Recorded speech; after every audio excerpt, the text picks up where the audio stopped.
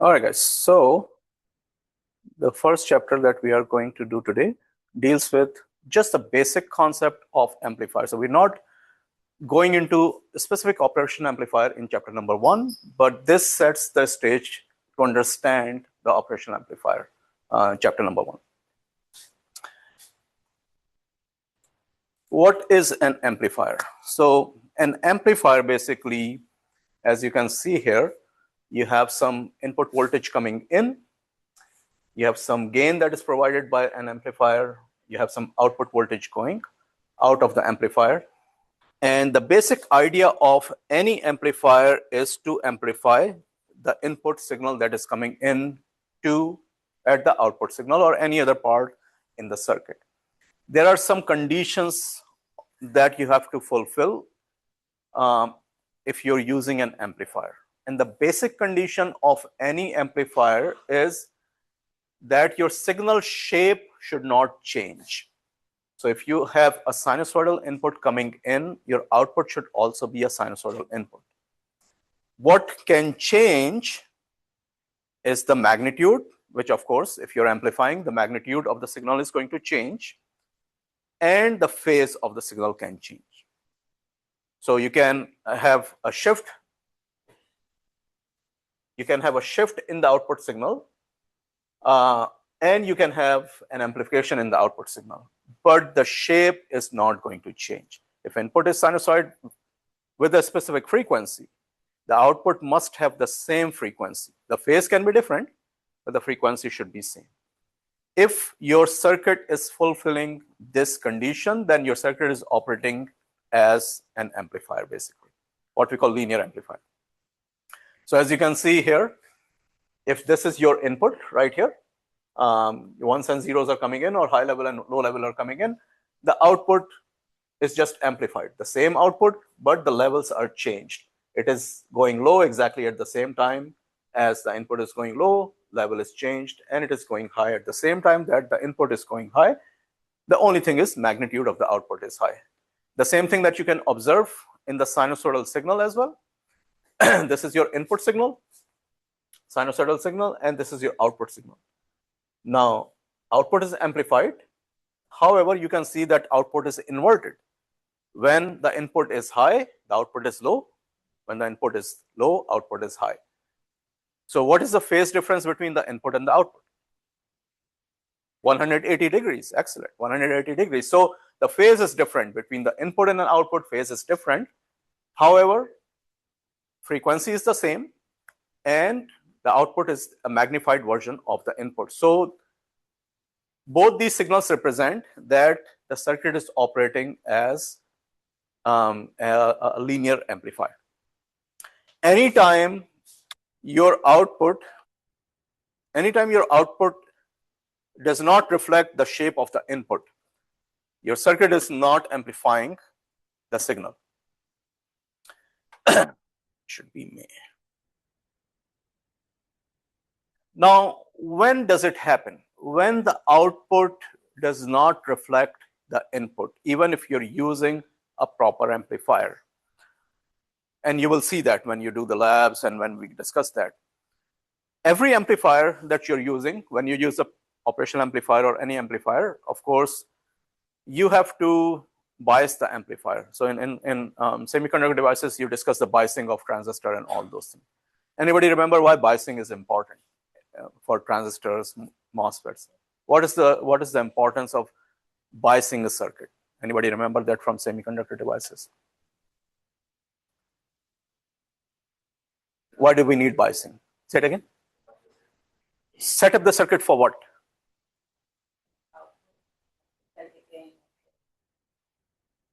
Okay, so setting up the circuit, that's the correct. So biasing is important basically to for every electronic circuit, electrical circuit.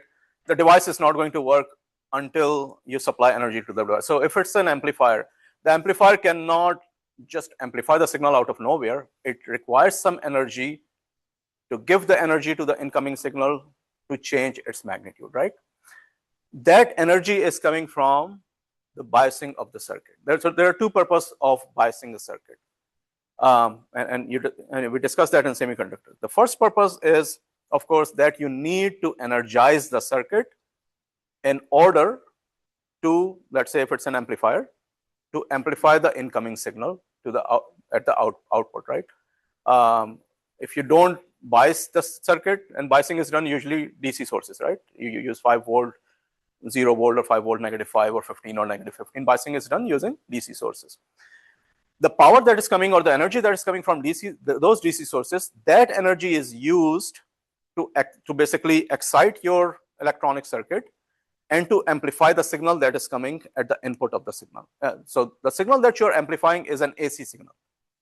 Biasing is done with the DC signal, right? So when you're doing the labs and when you're doing the pre-labs, you're going to be using both signals. You're going to be using DC signals to bias the circuit. Generally, we use 15 and -15 volt for operational amplifier. And many times students not make mistake, but they get confused. So on our breadboards, right, the training board that we have, you have the positive and negative power supplies on the training board. I advise you that you use those for biasing. But those power supply, you have to measure them first, because they don't read properly. When they are at 0, it's like 3 volt at 0 or something like that.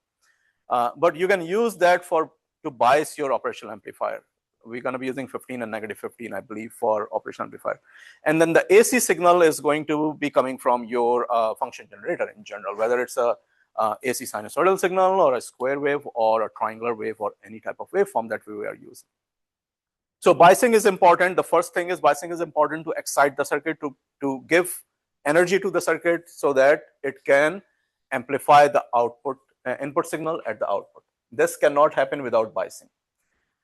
The second thing that biasing is important is to set the output average point or DC point on top of which the output is going to be riding. So again, going back to your semiconductor devices, and if you have your common emitter amplifier or whatever, right? So you have your transistor, NPN transistor or something, and then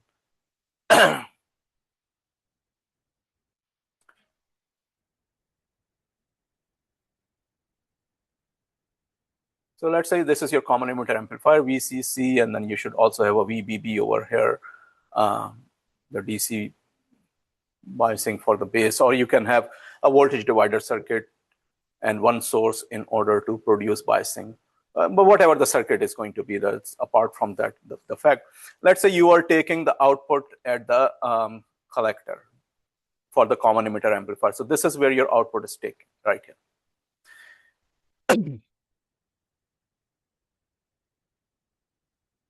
So if, let's say this is your output, when no input signal is given, this is your input signal, let's assume, right here, Vin.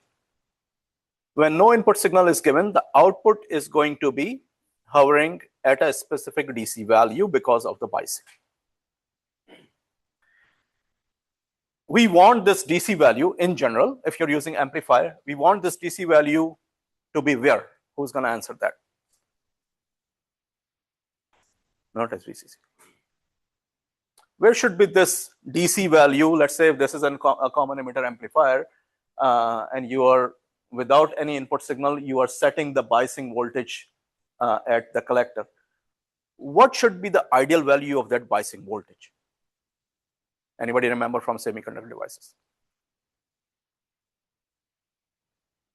No. 0.7 is, you're talking about VBE, that to turn on the transistor, that's different. Where should we set the DC value at the output in order for the amplifier to work, let's say, properly? Anybody remember that?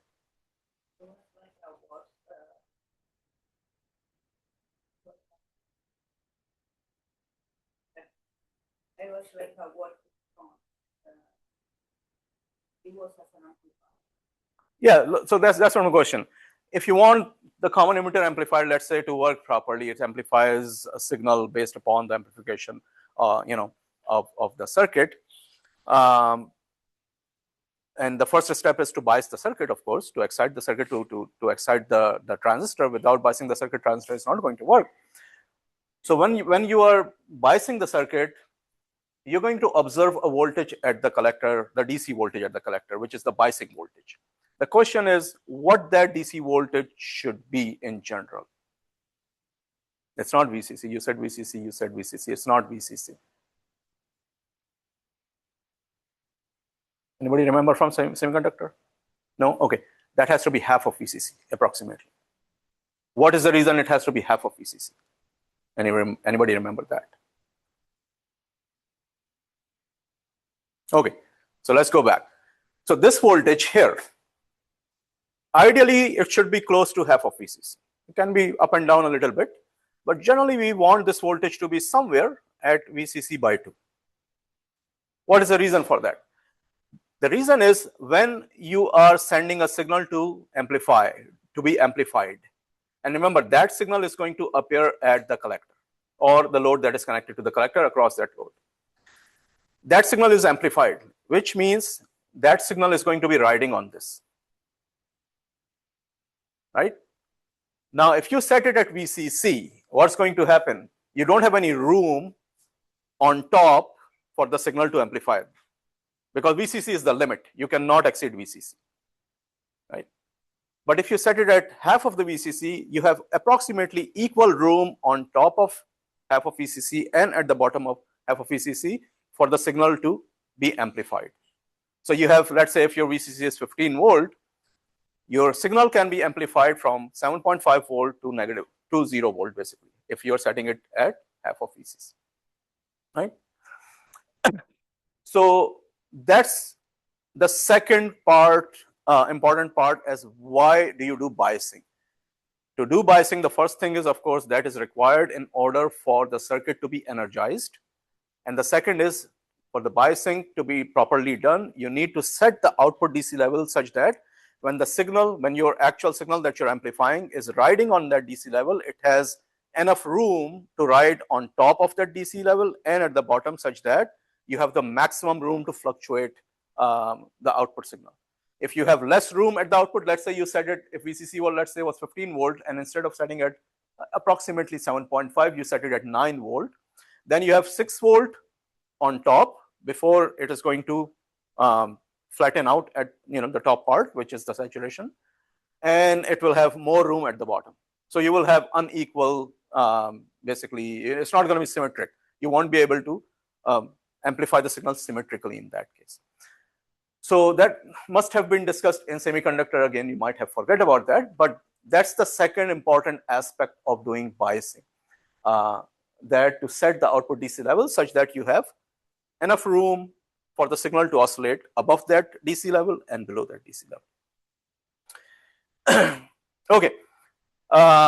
Gain of the amplifier, any amplifier is measured simply as the output over input. Now, this output over input, make sure you measure as peak to peak values. Peak to peak output over peak to peak input. And the reason that you want to measure peak to peak value, again, because the gain only corresponds to the AC signal. It does not correspond to the DC signal. As you can see, this is riding on this biasing value right here. This is the biasing value, DC biasing value, and on the top of this signal is riding. If you measure just the peak value, then you're going to see, oh, my signal is 15 volt peak. Now, the signal is not really 15 volt peak. So if you want to say, okay, I want to measure the magnification, and if you just measure the peak value, it's going to be 15 volt over here. And this is going to be whatever the value is here. That's going to give you the incorrect result of amplification. So always measure the peak to peak value of the signal in order to calculate the amplification of the amplifier.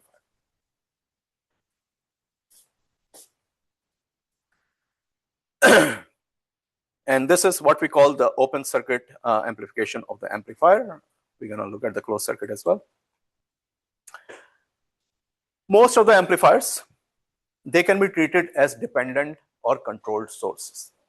And all of you are familiar with dependent sources from circuit analysis. Specifically, we have 4 types of dependent sources. You have voltage controlled current sources, voltage controlled voltage sources, in which you have some voltage in any part of the circuit controlling the voltage of the amplifier. So let's say this is our amplifier, and this amplifier, the voltage of this amplifier depends upon this voltage which we are calling input voltage. So this circuit or this source is considered as a voltage controlled voltage source, which is acting as an amplified circuit. Likewise, you have current controlled voltage source. So these two are voltage sources.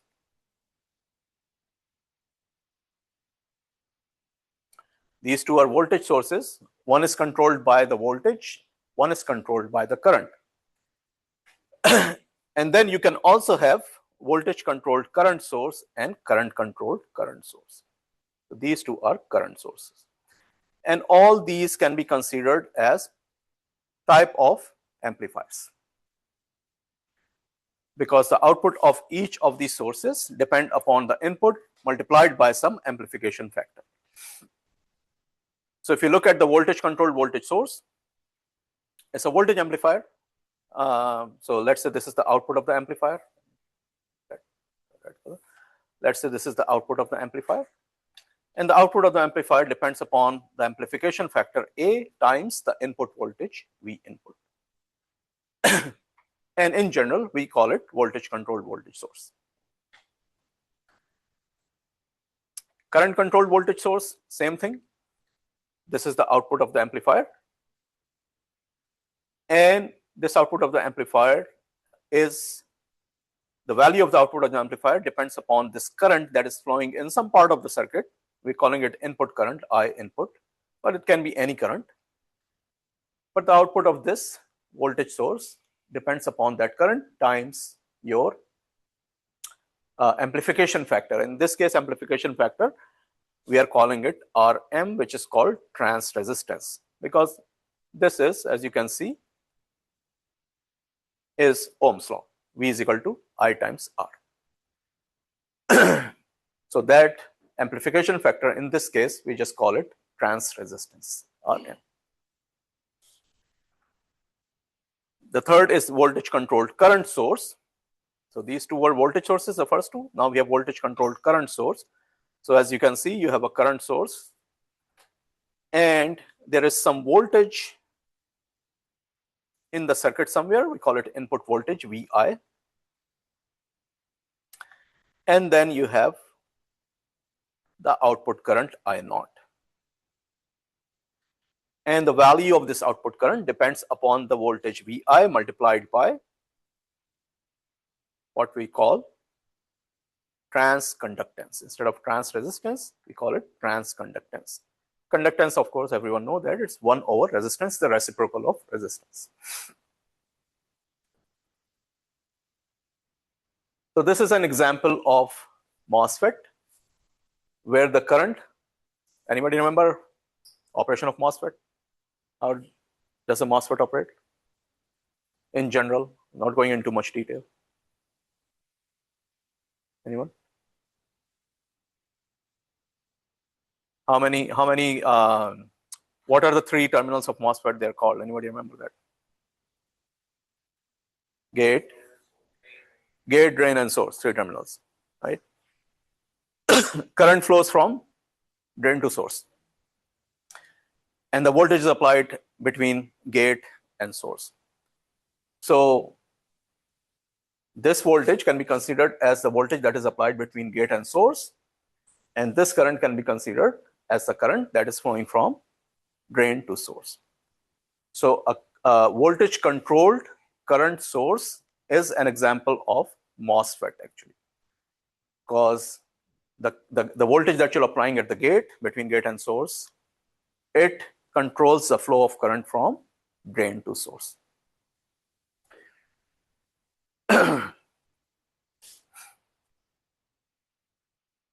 And the last one is current controlled current source, in which some current input controls the output current. So this is the input current I input, can be any current. and this is the output current I output, which depends on the input current multiplied by an amplification factor. In this case, amplification factor is what we are calling beta, which is the current gain. And this is an example of your bipolar junction transistors where the input current is considered as the base current and the output current is considered as the collector current, the current that is coming out of the collector or flowing between emitter and collector.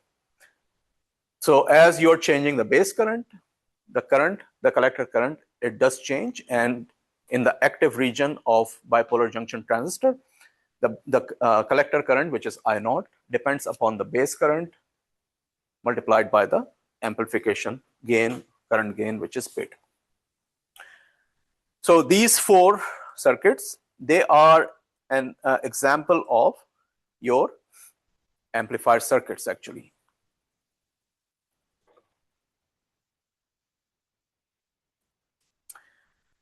How do you represent an amplifier model considering the input resistance, output resistance, gain, and so on and so forth? So this is a basic amplifier model. Sometimes we make some approximations and we ignore some values here, as you will see, that some values are just too large or too small and they can be ignored. But in general, every amplifier, the voltage that you are amplifying on one side, we input. Then you have the input current going into the amplifier. You have the input resistance. For a good amplifier, this input resistance should tend to infinity. It should be very large. For an amplifier that has a perfect amplification, let's say, this input resistance tends to infinity. And that's what one of the characteristics of operational amplifier actually. The input resistance of operational amplifier is extremely large, and we approximate it as an infinity basically. But if input resistance is there, then you have to consider that input resistance of the amplifier. The amplification factor A, and that multiplied by the input voltage. So this is the output voltage of the amplifier. Now, this is not the output voltage of the circuit. This is the output voltage of the operational amplifier. Now you have the output resistance and then the output voltage of the circuit. So to differentiate between this V out and V out, you can just call it V out 1, and then this is going to be V out of the circuit, whatever you want to call it. In general, this output resistance, we want it to be as small as possible. So for good amplifiers, this is a very small value. Approximately, we assume it to be 0. And the reason that we want to assume it to be 0 or we want it to be minimized is because we don't want any voltage to be dropped in the output resistance that we are amplifying. So this is the voltage that we are amplifying. This is the output voltage of the amplifier, A times Vi. Now, if the current is flowing through the output resistance, of course, there will be some drop of voltage in that resistance. If that resistance is significantly large, that means you're losing a lot of voltage that you have already amplified. And the output voltage at the circuit is going to be much smaller than what you have amplified, right? So for good amplifiers, we want the output resistance to be as small as possible. And for operational amplifier, ideally, we use that operational amplifier has approximately 0 output resistance. And that's what we're going to study in chapter number 3, that you will see the ideal case and the actual case are very close to each other for operational amplifier actually. Okay, so this is the general amplifier circuit. Every amplifier circuit has, of course, an input voltage, an input resistance, amplification that you're doing, voltage. This is voltage controlled voltage source, A times Vi, and output resistance, and the output of the circuit. So this is how you represent a general amplifier model. Let's do an example. Make it bigger a little bit.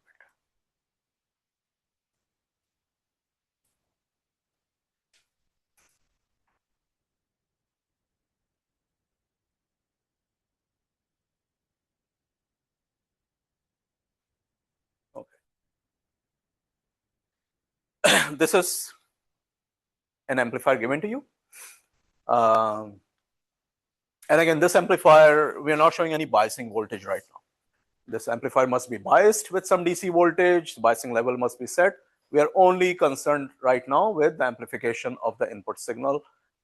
If it is amplified properly, how much was the loss and all those things. So biasing is done, of course, for each amplifier. It's not necessary that you show the biasing for each amplifier, because we are generally concerned with the amplification of the signal. 100-volt input peak signal is coming. There's a source resistance 10 ohm that is given to you. Input resistance is 250 ohm. Now observe, input resistance is very small in this case. Generally, we want that input resistance to be very large. In this case, we are showing it's 250 ohm, which is considered to be very small. Amplification is 100. By the way, amplification does not have any unit, remember. Why? Because it's a ratio between two voltages, output and input. So do not put any unit for amplification. Now, amplification you do represent as decibel when you take the log of the amplification, but that's a different thing. But it does not have any unit. Some people put volt or amp, but make sure do not put any volt with amplification or amp with amplification, because it's the ratio between two similar quantities. So amplification in this case is given as 100. And as I said, this is called the open loop amplification or open gain of the amplifier. Output resistance is given 15 ohm, which is relatively small, but not as small as we want it to be, basically, especially as compared to the output load, because output load is 100 ohm. Let's say if output load is 10 kilo ohm and the output resistance is 15 ohm, then it's okay, because you're not going to have a lot of loss in the output resistance if your load is very large. Because what you can apply to calculate the output voltage here, if you know this voltage and you want to calculate this voltage, what you're going to apply? How are you going to calculate that voltage? Voltage divider, right? You can apply voltage divider simply. So in voltage divider, that is the input voltage times RL over R out plus RL. If your RL is very large and R out is 15 ohm, then it's just, it's kind of cancel it out. Let's say if RL is 100 kilo ohms and R out is 15 ohms. So if in the denominator you're adding 100 kilo ohm plus 15 ohm, that's pretty much 100 kilo ohm, right? So yes, we do want R out to be very small. But if RL is very large, then you can still preserve the proper amplification that was done by the amplifier. However, if R out and RL are close to each other, then the amplification of the amplifier, the open loop amplification of the amplifier, is going to be different than the voltage that you are going to see at the output.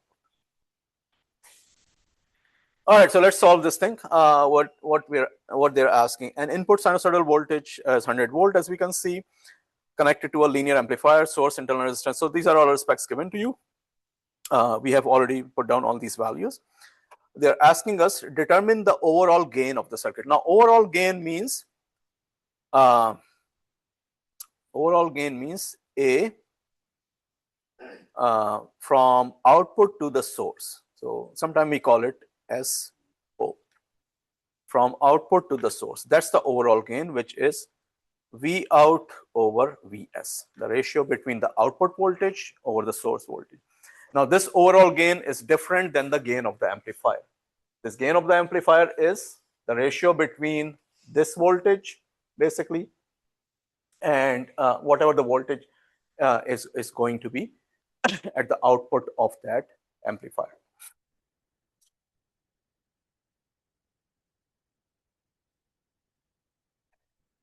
To solve this thing, we can first calculate an equation in terms of V out, and then we can calculate an equation in terms of Vi, and then we will see how we can find the overall gain of the amplifier.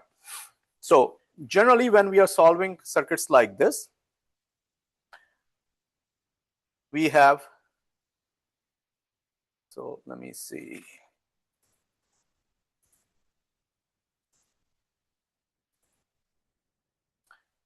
we can write the equation of V out. What will be the equation of V out without going into the numbers, just in terms of variables?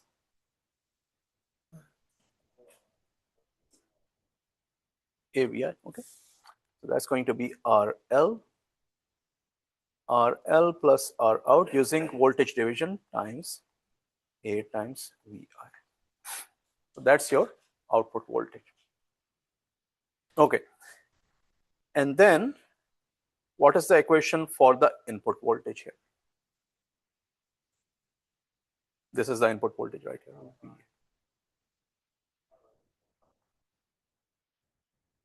So again, you apply the voltage division. V input is across R input, 250 ohm, R input over Ri plus Rs times Vs.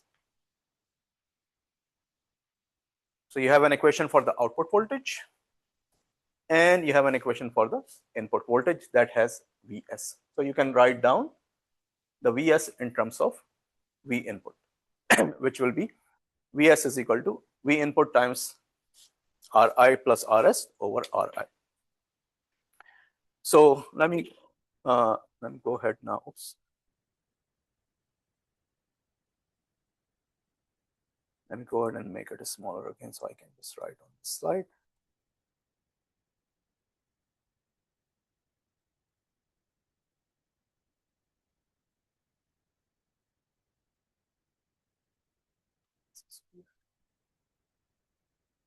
Okay, let me move it up. Let's do this.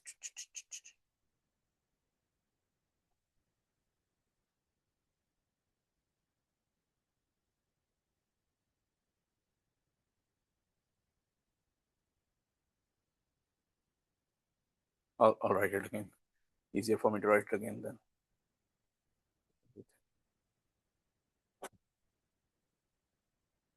Okay. So AS naught is equal to V out over Vs. V out is equal to RL over RL plus R out times AVI. VI is equal to Ri over Ri plus Rs times Vs, from which we can write Vs is equal to V input Ri plus Rs over R. So now we have V out equation and Vs equation. We're going to go ahead and plug these two equations in the equation for AS naught, which is the overall gain. So V out is RL plus R out times A times VI, and Vs is VI Ri plus Rs over R. We see that VI and this VI are cancelled each other, and you're gonna have A times RL over RL plus R out, and then I can write this down as Ri over Ri plus Rs. This factor in the denominator, since it's dividing, it's gonna flip and it's gonna multiply the whole thing. So this is going to be the expression to calculate the overall gain of the amplifier. A times RL over RL plus R out, Ri over Ri plus Rs. And on the next slide, you will see something similar. This is called your input loading factor.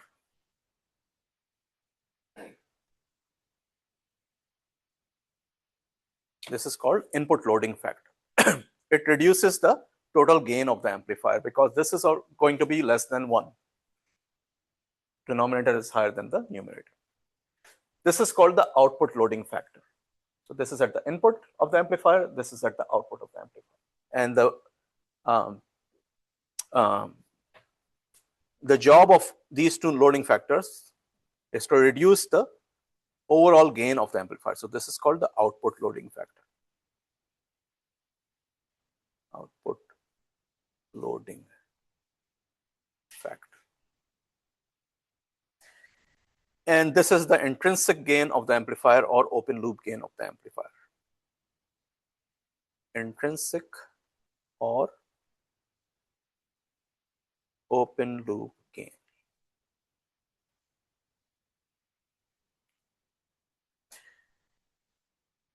A good amplifier, we expect from a good amplifier that your overall gain from the output to the source should be equal to your intrinsic gain. That's what we are expecting from a good amplifier, which means that we want both the output loading factor and the input loading factor to be as close to 1 as possible, right? Which means we want the output resistance to be as small as possible, and we want we want the input resistance to be as high as possible. So it will nullify the effect of the source resistance, and this is going to nullify the effect of the actual load that is connected. So in this case, what will be the overall gain of the circuit? Anyone want to calculate? 100 times whatever the values are. Someone want to put the values and calculate the gain?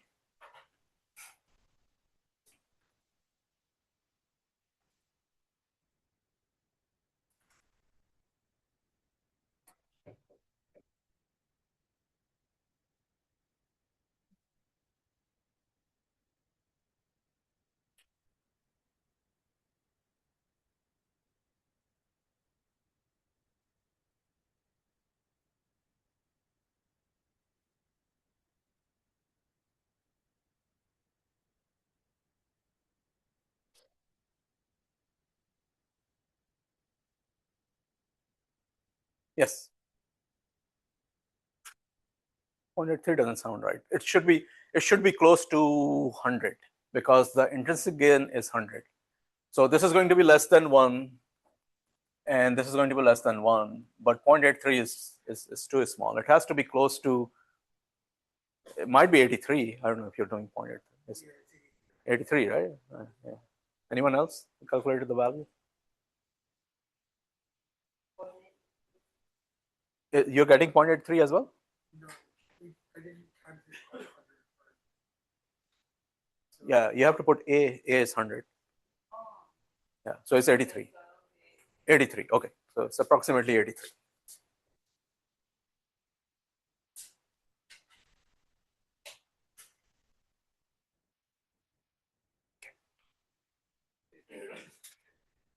Hmm? 83.6, okay, so let's say 83, approximately. Okay, so this gain for a good amplifier, this gain should be equal to 100 because that's your open loop gain of the amplifier is, that's your intrinsic gain. But because of these loading factors, which are less than 1, your actual gain of the amplifier from the output to the source dropped to 83.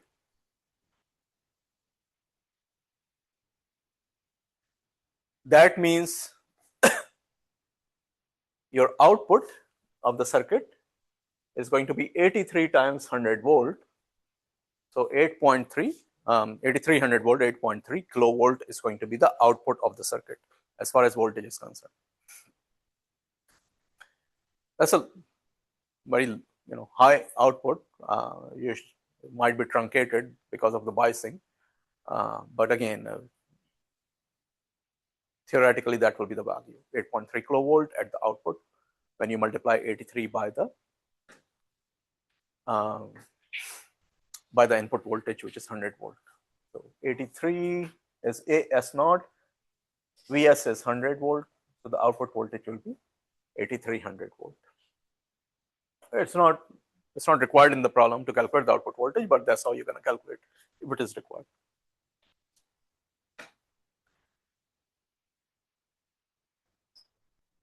So once again, loading factors play a role to reduce the overall gain of the circuit as compared to the intrinsic or open loop gain. We want the amplifier at the output to have close to this gain, but with the loading factor, you get gain which is less than the intrinsic gain. In this case, instead of 100, you're getting 83. All right, guys, any question about this? Let's go ahead and take a break and then continue from this point on after the break.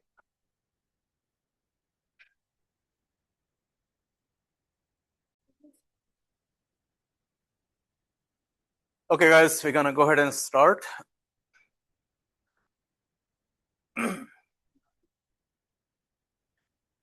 All right, so to have more amplification, if you need more amplification that is not fulfilled, let's say, by a single amplifier, then you can have 2 or more amplifier cascaded together, and your gain is going to increase. So we're going to look at how to calculate the overall gain of a cascaded amplifier. Now, we already discussed this. I'm not going to go over this. This is what basically we did right over here. So it shows you example 1.1 single stage is used, and it shows you open circuit voltage gain, output loading factor, input loading factor. We already discussed all this. Now, if you want to connect 2 amplifiers in series back to back, as you can see in the top circuit, in the top block diagram rather, that you have amplifier number 1 and then you have amplifier number 2, and they're connected back to back.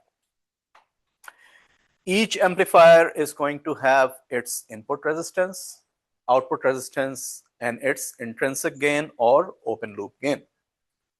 So the intrinsic resistance of the first amplifier is given here, is too small to see, but let's call it R input 1. Or this is RS, sorry, not R input 1. This is the source resistance. This is the source resistance. This is the input resistance for the first amplifier, R input 1. This is the output resistance of the first amplifier, R output 1. This is the gain of the first amplifier, intrinsic gain, A1. And likewise, this is the input resistance of the second amplifier, R input 2. Output resistance of the second amplifier, R output 2, of course, RL. And the output voltage of the circuit, V out. And of course, this is your source voltage, Vs. The voltage at the input of the first amplifier, we are calling it V input 1. So this is V input 1. And this is V input 2, which is also equal to the output of the first amplifier. So this is your V output 1 is equal to V input 2, which is the input of the second amplifier.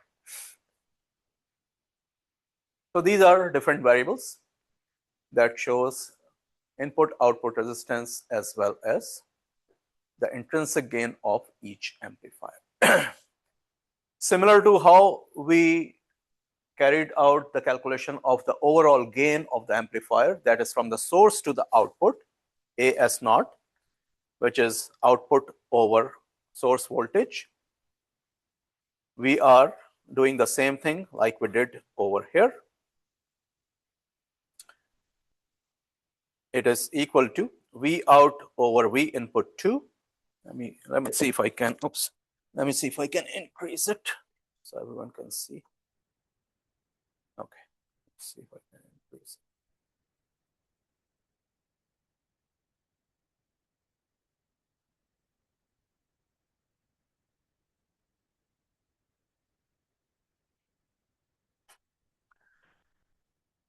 So V out over Vs, we are applying basically chain rule and we are writing it down as V out over V input 2.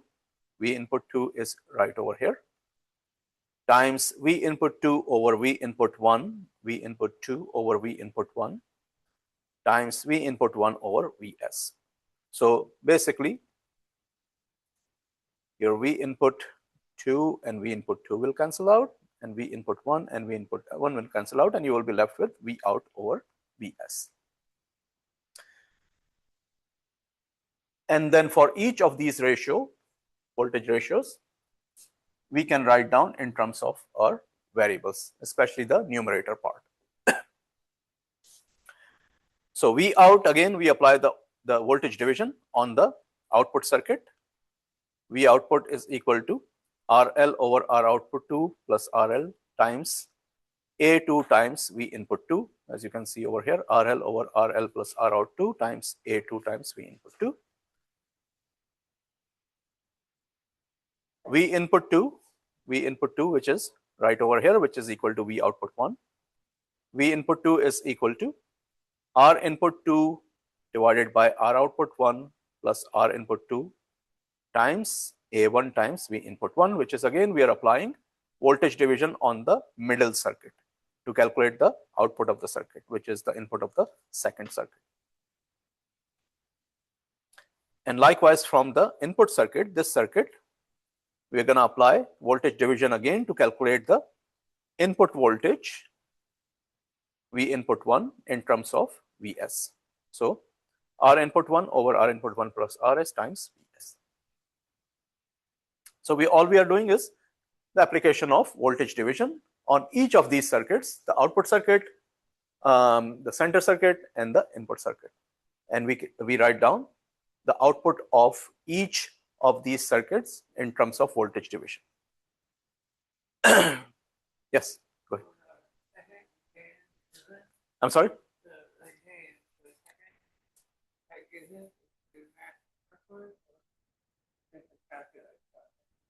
Calculate what? So gains, again, some quantities will be given, some will not be given. You can calculate the quantities that are not given from the quantities that are given. Most of the time, the intrinsic gains, they are given to you, or you find the intrinsic gain from the data sheet. So if you're using 741, there's a specific intrinsic gain. So you're going to see in the data sheet, you have the maximum value of the intrinsic gain or open loop gain, you have the minimum value, and you have the nominal value. Those three values are going to be in the data sheet of 741. Generally, we use the nominal value, but it can go as high as the maximum or as low as whatever is given in the data sheet. So if you don't know, based on the IC that you're using, you can look at the data sheet and you will know what is the intrinsic gain of that IC.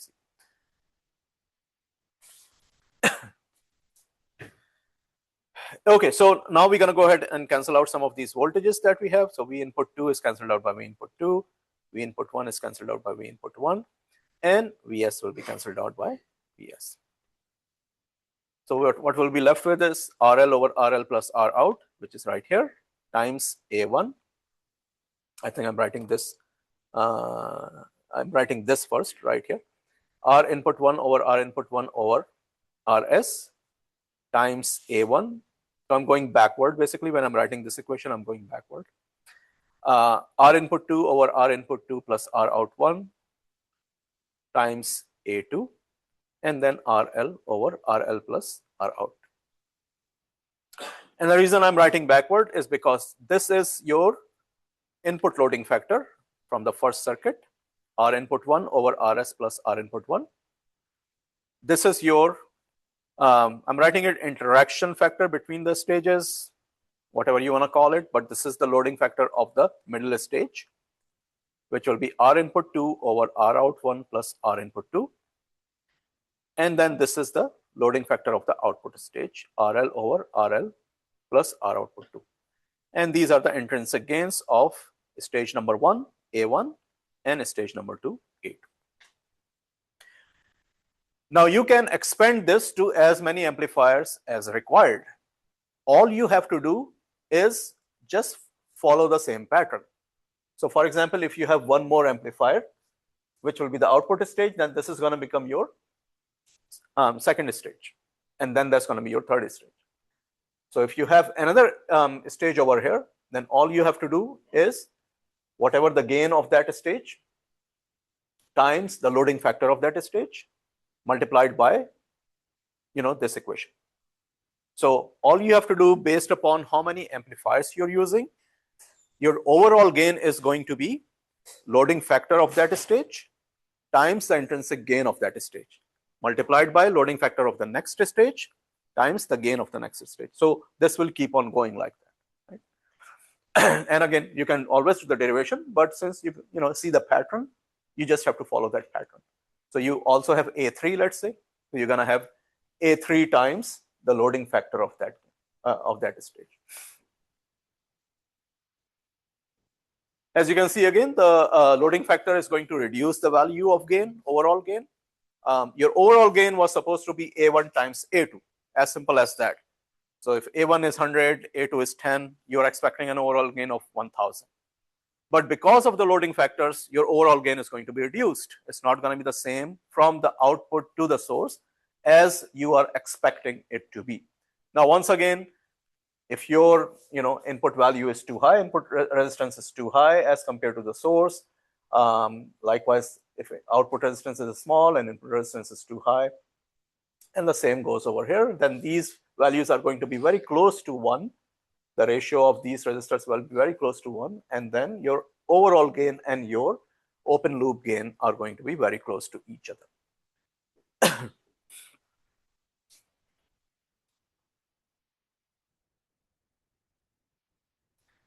Many times gains are expressed in decibel. So when gains are expressed in decibel, voltage, current, and power, these are the equations that are used to convert the gain value into decibel value. So for voltage and current, you use 20 log of the gain value. And for power, you use 10 log of the power gain value instead of 20 log, because the power is a square of voltage and a square of current. So when you take the log, the square comes and then it divides that 20 and becomes 10.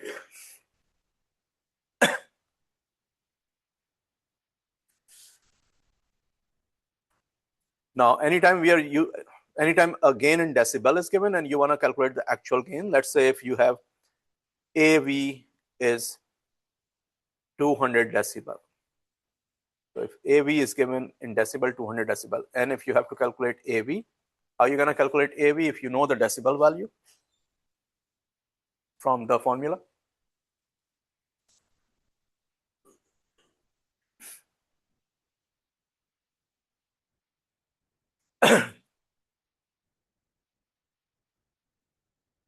Look at the formula and tell me what will be the equation that you're going to use to calculate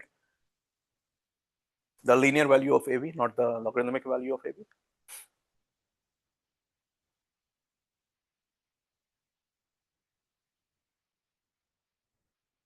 Come on, guys.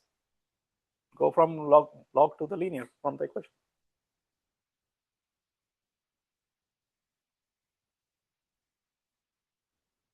Say it again. What divided by 20? Okay, and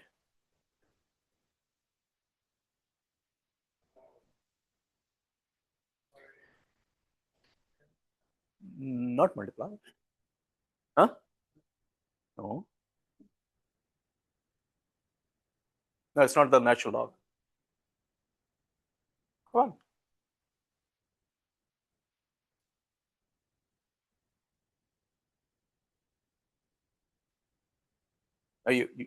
Half of your answer is correct.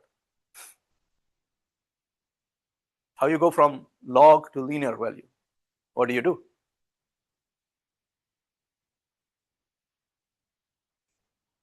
Yeah, you take, you use the base and then take the power of that. Come on, guys. So AB is going to be, so this is 200. So this is, let's say 200 is equal to 20 log to the base 10 of AV, and then you're looking for AV, right? So 200 over 20, which is 10, and then you have base 10. So that whole is going to be 10 to the power 200 over 20, or 10 to the power 10.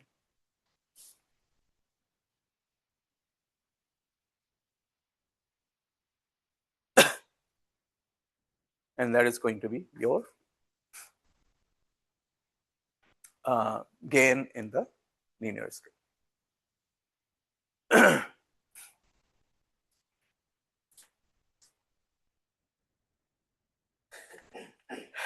And then same goes for, of course, power and current. And the reason I told you is because sometime you will have to go from decibel to the linear value, especially when other values are given in linear. So either you convert everything in decibel or you convert everything in linear to calculate the overall gain. So it's written right here, logarithmic of a product becomes addition operation and logarithmic of a fraction becomes subtraction operation, as we know. So if the gain of a 4-stage cascaded amplifier, if we ignore the loading factor, let's say if the gain is A1 times A2 times A3 times A4, you have 4 amplifiers. These are your open loop gain for each amplifier, and if we say loading factors are approximately equal to 1, then the total gain of the amplifier is given by the product of these amplifiers. So the total gain in decibel will simply be 20 log 10 of A, which is 20 log 10 of A1, A2, A3, A4, and multiplication is going to become addition when you are taking a log. That's going to be 20 log 10 of A, 20 log 10 of A2, A3, A4. So A1 decibel, A2 decibel, A3 decibel, and A4 decibel.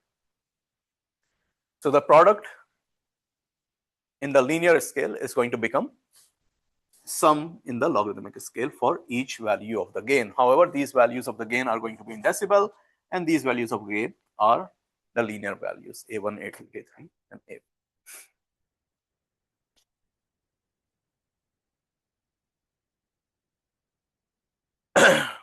Reciprocal of the gain is attenuation right here, 1 over gain, and attenuation in decibel, 20 log 10 of attenuation, which is 20 log 10 of 1 over gain. Division becomes subtraction, 20 log 10 of 1 minus 20 log 10 of gain. Log 10 of 1 is 0, 10 to the power 0 is 1, and so you are left with negative 20 log 10 of gain, which will be negative value of the gain in decibel. Log 10 of gain, of course, is the value of gain. Negative 20 log 10 of gain is the gain value in decibel. So when you're calculating attenuation in decibel, it is simply negative value of the gain in decibel. Therefore, an attenuation of 30 decibel means that the gain is negative 30 decibel.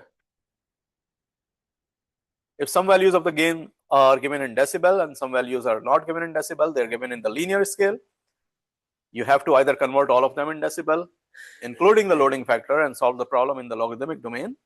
That is, multiplication is going to become addition, division is going to become subtraction, or you have to convert all of them in the unitless linear quantity. Instead of writing unitless, I think it's better to write linear values, not logarithmic values.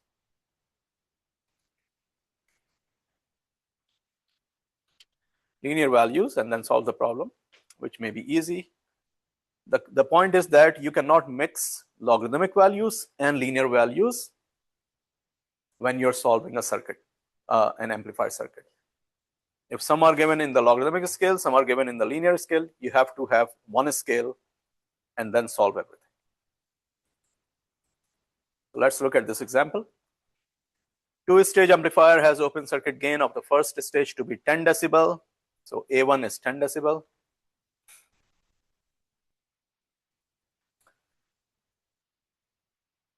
A1 is 10 decibel. And the second stage open loop gain is 15 decibel. So A2 is 15 decibel. All resistor values are shown on the circuit. Source value is 10 ohms. Our input one is 500 ohm. Our output one is 5 ohms, 200 ohms. So it's, I think it's small that it's hard to see. But this is 10. This is 500. This is 5. This is 200. This is 8. And this is 1000 or 1 kilo ohm. These are the resistor values.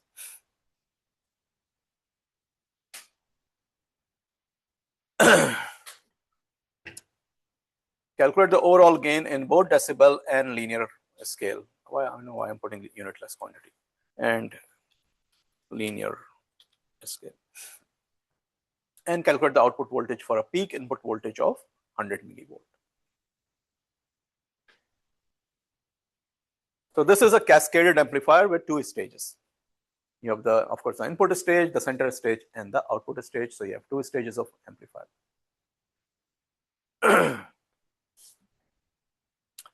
The overall gain of the amplifier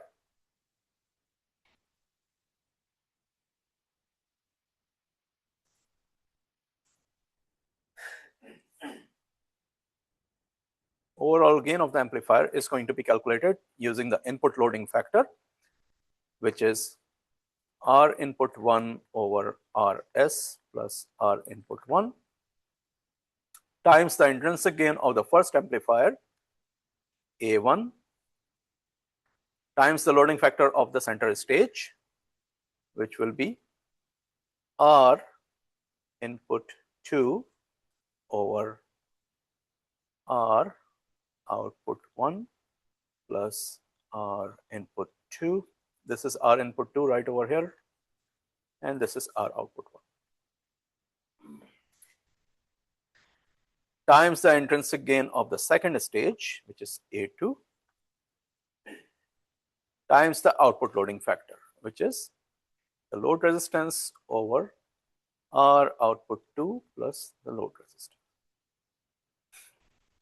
That will be the overall gain of the circuit.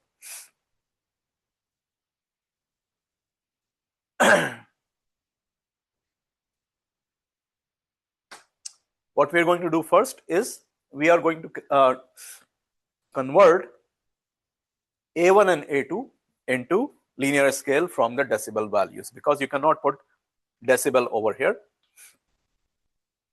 Rest of the quantities are not logarithmic quantities. So first we're going to convert 10 decibel and 15 decibel into the linear scale.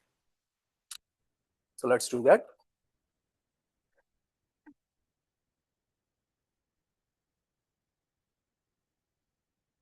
A1 will be equal to 10 to the power 20 over 10. Oh, 10 over 20, sorry.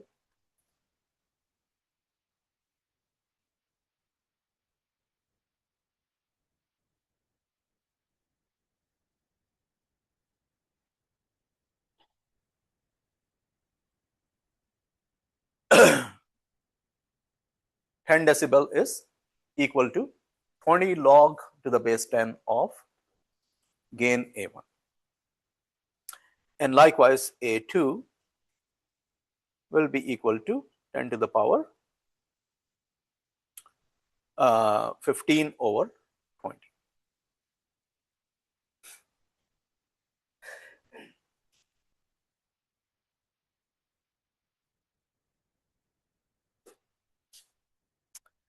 All right. So we can easily calculate now all of these. We can easily plug in all the values and calculate what is the value of AS naught. So someone can give me the value of AS naught, please.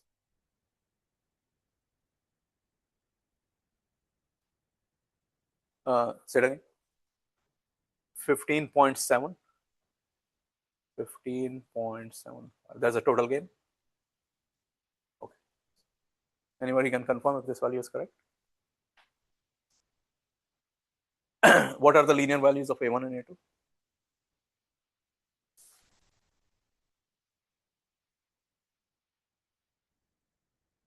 3.16, 5.6.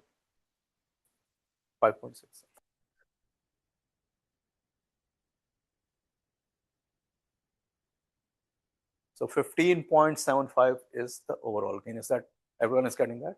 Is that correct? What did you get? Okay. 16.85. Anyone else? 16.85. Check if your result is correct. What did you get? 16.8. Okay, so 16.8. 16.8 is the overall. Now this is in the linear scale. What is going to be the value in decibel? AS0 in decibel, which will be 20 log to the base 10 of 16.8.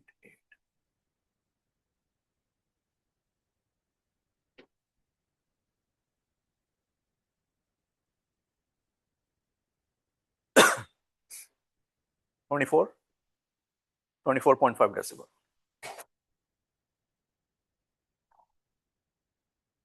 Okay, so that's part number 1. You calculated gain in both linear scale and the decibel scale, logarithmic scale. If you have any question, anybody who's confused or anything, please make sure to ask. 56? 56.5, not 24.5.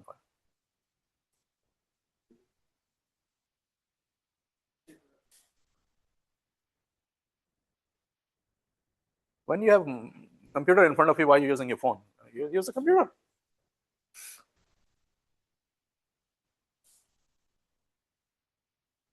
All right, so what is the value? You said 50.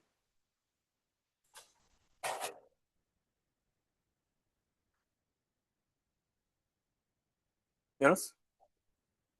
56.4.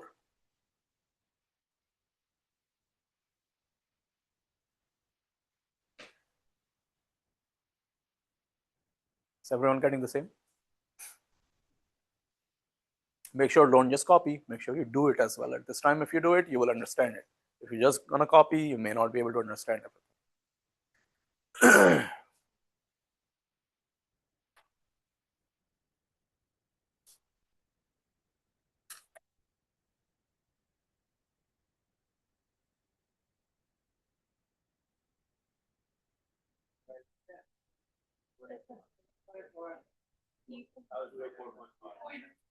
Okay, that's okay. No need to.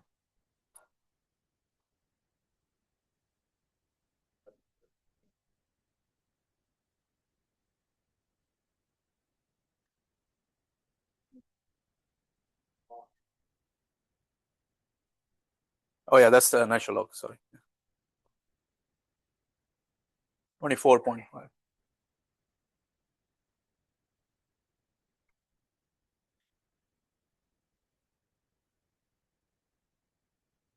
24.5 decibel.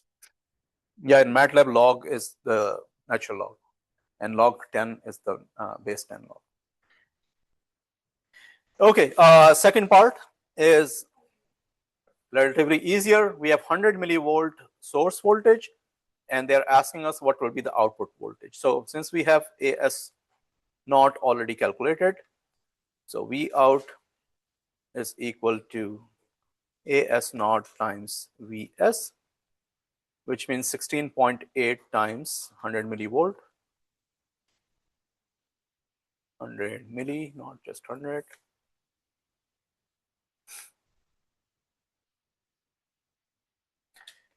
And that gives us how much? 1.68 volt. 16.8 times, so that's going to be 0.1, so 1.68.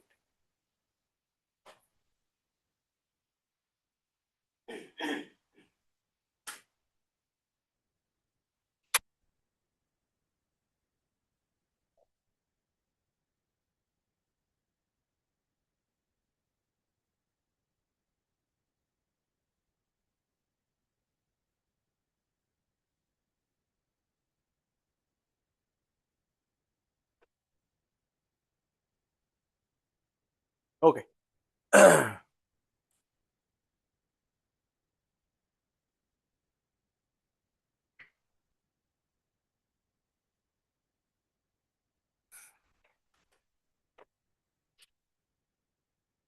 Any question, guys?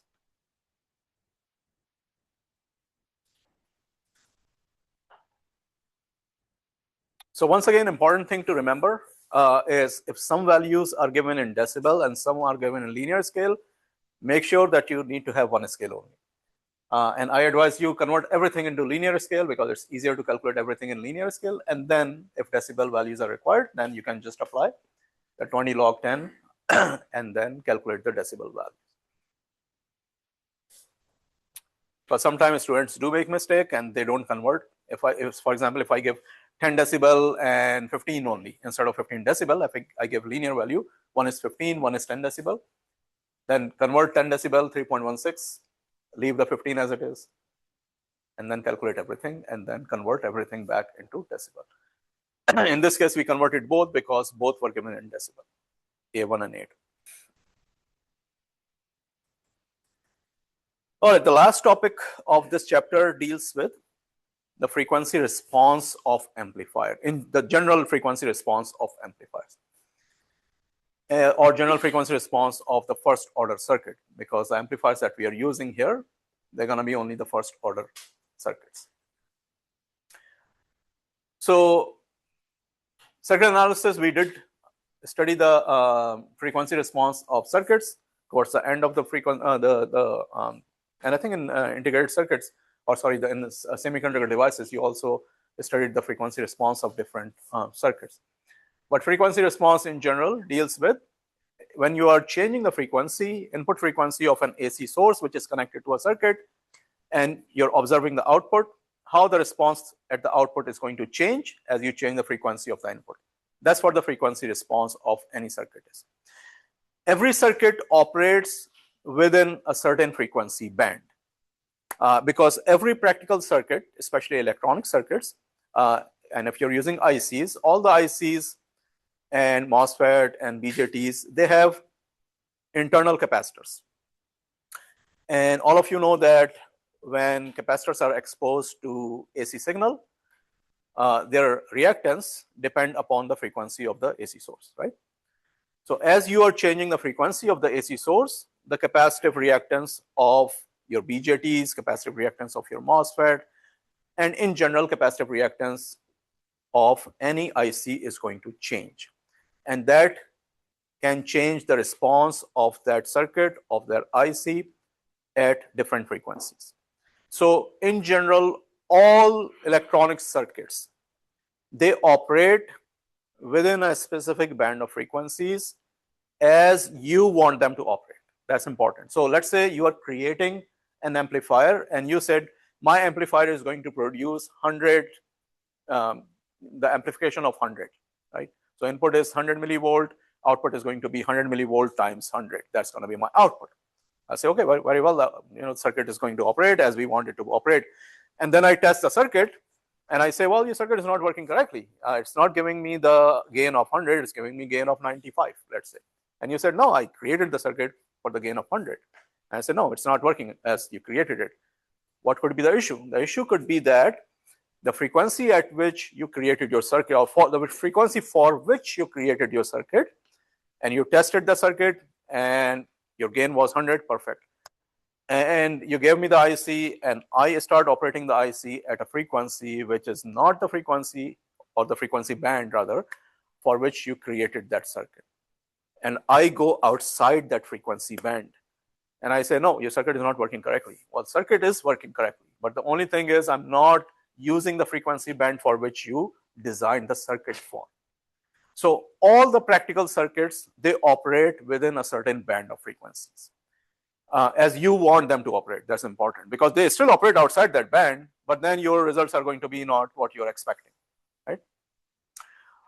So that band of frequencies over which you want the circuit to operate, that's basically you're looking at the frequency response that, okay, for the first 100 hertz or 1 kilohertz, my circuit is working perfectly. But as it exceeds 100 kilohertz or 1 kilohertz, then my gain starts going down, let's say. Now, if your circuit is working like that, your circuit is working as perhaps a low pass filter. That at low frequencies is working fine, and as the frequency rises above a certain frequency, the gain starts falling down. So it's working as, let's say, a low pass filter, or it can work as a high pass filter. At low frequencies, it is working, it's not giving you any output, and high frequencies is giving you the intended output, or a band pass filter or whatever, right? So specifically in this course, we are only treating the circuits that we are studying as first order low pass filters, and that makes it very easy to analyze. The two circuits are given to you right here, or one circuit is given to you. This is the time domain, and of course this is the frequency domain, phasor domain model of the circuit. Now this is an RC circuit, and many of you can recognize this circuit. What is this circuit basically? What does it do? What type of circuit is this? It's a low pass filter, right? This is one of the filters, one of the circuits that you studied in circuit analysis in the last chapter or something, last few chapters. It's a first order RC passive low pass filter. So that's the full name of this circuit. First order because order depends upon how many reactive components do you have in the circuit. You have only one reactive component. That means once you write the equation in time domain for the circuit, that equation is going to be a first order differential equation. So the order of the differential equation represents the order of the circuit. So it's a first order circuit. Of course, it's a RC circuit because you have R and C, and it is a passive low pass filter. Passive, why passive? Because both components, they are passive elements. They do not require to be biased. Anytime you are biasing a circuit, your circuit is no longer a passive circuit, it becomes an active circuit because you are supplying an external energy source to run the circuit. In this case, neither capacitor nor resistor requires you to have an external source to excite them. Whatever input is coming in, you connect your signal generator over here, and based on the frequency of the signal generator, you can calculate the reactance of your capacitor, and you can calculate the output of the capacitor. The operational amplifier or integrated circuits that we are going to discuss or we are discussing, and the filters that we are going to create using operational amplifier, those are going to be active filters. Why active filters? Because operational amplifiers require you to give them energy using a DC supply, which is a biasing. And due to that DC supply, not only you can have a filter, which is a frequency selective circuit. Some frequencies are passed, some frequencies are stopped, but also you can have gain in the frequency band that you are designing the circuit for. So if it's a low pass filter, you can also have some sort of gain in the low pass frequencies that you are allowing to pass through the circuit. In this case, passive filters, they do not provide any gain. They provide frequency selectivity that this low pass filter is going to work until a certain cutoff frequency, but the maximum value at the output can only be the maximum value whatever you have at the input. It cannot exceed the input value. So passive filters, the maximum gain is 1 only. Active filters that you can create with operational amplifier, you can have gain, whatever gain you want, basically, right? So this is a low pass RC passive filter of first order. And if you are calculating the response of this, it's too small. If you're calculating the response of this, let me see if I can increase this. Then I'll just do it here quickly. How are you going to write the equation of the output of this circuit? V out is equal to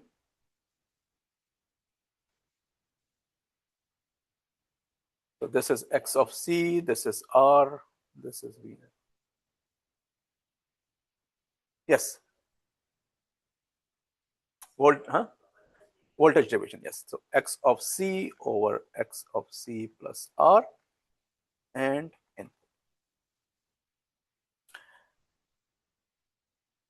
And the frequency response, as you can see over here, that's what I'm doing over here. V out is equal to X of C over R X of C. Vs, and of course, since we are in the phasor domain, input voltages are the function of j omega. And then we can go ahead and we can plug in X of C is equal to 1 over j omega C. That's what you have over here. Xc is 1 over j omega C. This is 1 over j omega c r plus 1 over j omega c. And then you will simplify it, and you're going to get 1 over 1 plus j omega rc.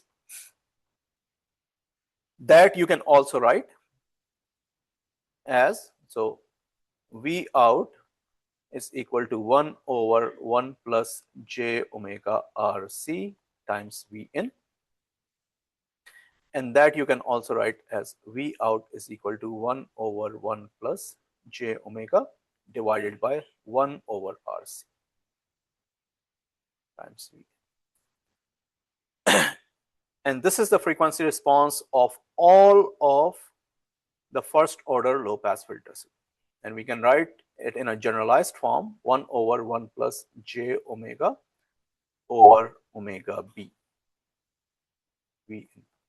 So that's what you see over here. V out is equal to 1 over 1 plus j omega over omega b. Omega b you can write as omega b, omega c, whatever. That's just basically a cutoff frequency. So your cutoff frequency for this circuit is 1 over RC. What is the significance of the cutoff frequency? Anybody remember from circuit analysis? What is the cutoff frequency? That's not the cutoff frequency, 0.77.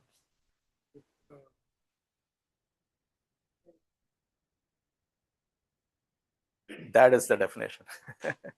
So cutoff frequency in general is the frequency at which the magnitude drops down to 70.7% of the peak magnitude of the circuit, right? That's the cutoff frequency. If the peak magnitude is 1 for the passive filter, then at cutoff frequency, the magnitude of the output is going to be simply 0.707 times whatever the input voltage you're applying is. So all the first order low pass filter, including what we're going to be discussing here, the generalized equation of all of them is V out is equal to 1 over 1 plus j omega over omega cutoff times V input. That's the generalized equation. And generally we write down V output over V input as the gain of the amplifier, and we represent it as a gain A or whatever you want to call it, and that is 1 over 1 plus j omega over omega b. Generally we call it transfer function of the circuit. In this case we can call it gain of the circuit. Now as you can see, in this case the gain is not going to be constant. The gain is going to depend at which frequency you are operating the circuit. The gain is going to have a magnitude and it will have a phase because it's a complex quantity. And that's a discussion of the AC, when we deal with the AC, with the operational amplifier. But in general, the gain has a magnitude because it's a complex number, and it will have a phase, and gain is not going to be constant. It's going to be a function of j omega. Magnitude, when you calculate the magnitude of this, which is simply the magnitude of the numerator divided by magnitude of the denominator.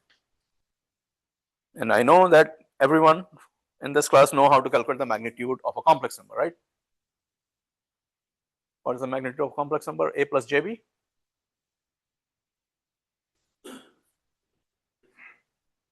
And the square root of that. Square root of a square plus b square. And if it's given in the fraction, then again the magnitude of the numerator divided by magnitude of the denominator. That's going to be the magnitude of the fraction if the number is given in the fractional form, complex number, that is.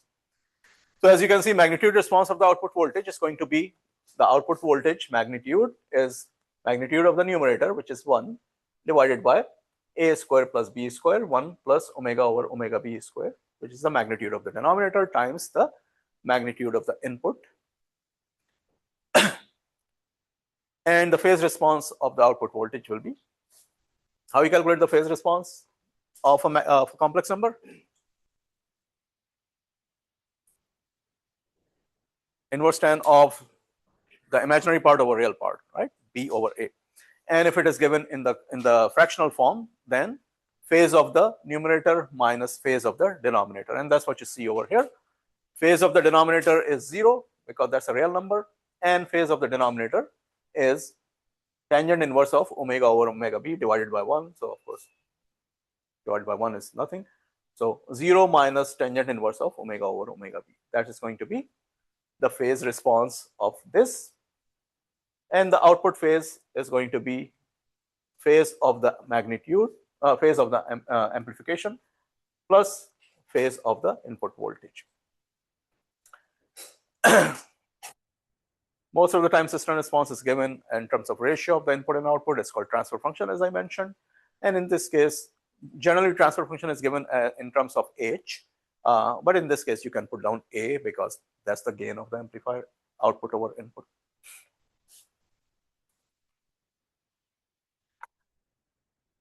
So you're going to see the frequency response, of course, later as well. It's just an example, and I solved this example already.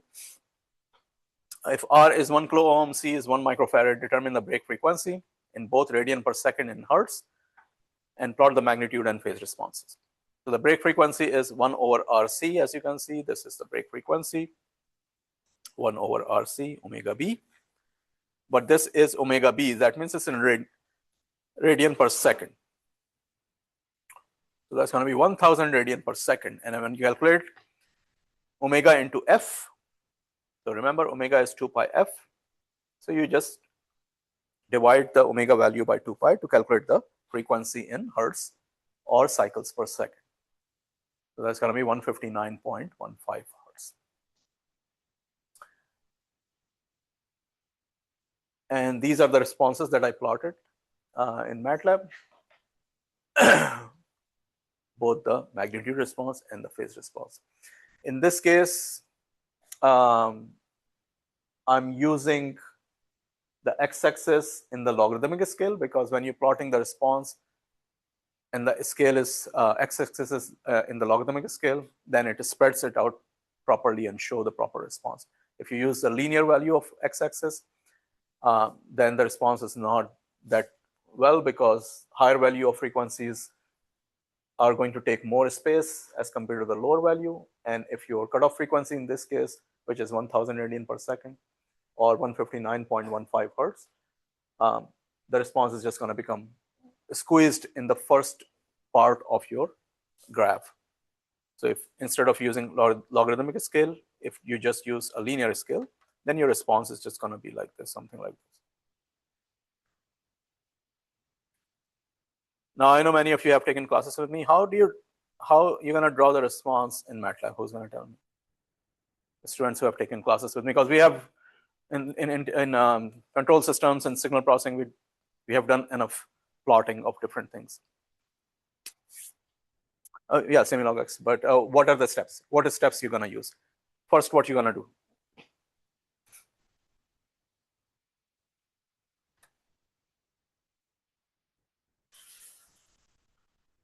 Many of you were with me last semester in control systems, signal processing.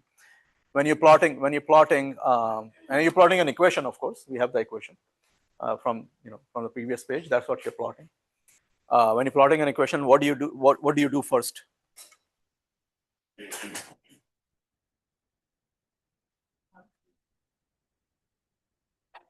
Exactly. You have to first define the range over which you are plotting the response, right? Because you have to evaluate your function over that range. So in this case, if you're plotting versus hertz or omega, whatever, this is your equation. This is the phase response right here, and this is the magnitude response. This is the phase response. Or you're plotting H. I'm assuming you're plotting H. Yeah, you're just plotting H. So this is what you're plotting. So your magnitude response that you're plotting is 1 divided by square root of 1 plus omega over omega b square. So first you're going to define the range of omega over which you're plotting, or range of f. You can write this down in terms of f as well. Instead of omega, if I want to write this down in terms of f, what will be my equation? Who's going to tell me? Will be the same equation, exactly right. 1 over 1 plus jf over fb. And why it is going to be the same equation? It's 2 pi f, so it's going to cancel out. 2 pi is going to cancel out. 2 pi f over 2 pi fb. So 2 pi and 2 pi will cancel out. So it's going to be the same equation in terms of hertz as well. So first you define the range of f, whatever range you want to select. have proper step size. And then all you have to do is to evaluate the equation over that range. And then when you are plotting, if you're using plot function, that's a linear plotting. But the way that you do the logarithmic plotting is use the semi-log x function. We use that in, I believe, control systems, right? Last semester. Semi-log x. That's the function that you use if you want the x-axis to be in the logarithmic scale instead of linear scale.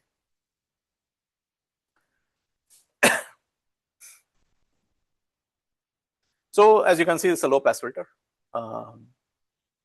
Magnitude response tells you what type of filter it is. Low pass filter. Phase response does not tell you it's a low pass or high pass, but magnitude response does. All right, this is another thing that we discussed last semester in control systems, but we discussed in detail. The whole chapter was Bode plot. Here it's just focused on the first order filter. What are Bode plots? Anybody remember from integrated circuits? Why do we use Bode plot? What are Bode plots and why do we use them? They are approximate plots. So you don't really need to have exact plot plotted with some software. They're just approximate plot that gives you an idea of how the response is going to look like, right? And Bode plot, basically, the y values, they are in decibel. So the values are represented in decibel of the output, and the x-axis is also in decibel. So both axes, x and y, both are in decibel when you're plotting Bode plot. So in this case, you have, of course, magnitude Bode plot and phase Bode plot, both of them. So when you're doing magnitude Bode plot, you write down the quantity in terms of decibel. Instead of linear value, you use decibel values. So as you can see over here, the magnitude response of the phase Bode plot is the decibel value of the gain, AJ omega. So this is the gain right here, or H, whatever you want to call it. You convert that into decibel first. So 20 log of 10, and in this case you have, in this case I had only one because we were doing the passive filter, so our gain was 1. But if we are doing active filters, then our gain can be more than 1. So that's what it is seen over here. When you see here, we are just saying that our gain is A. The maximum gain is A, which is in the numerator. So I'll just leave it as H so that you don't get confused. H of j omega. So maximum gain is in the numerator, which is A instead of 1, and the denominator is simply your magnitude, which is 1 plus F over FB square. So you take the log of that to convert into decibel. And what you get is, of course, since this is the division, and when you're taking the log of a number that is in the division form or fractional form, that's going to be 20 log 10 of the numerator minus 20 log 10 of the denominator.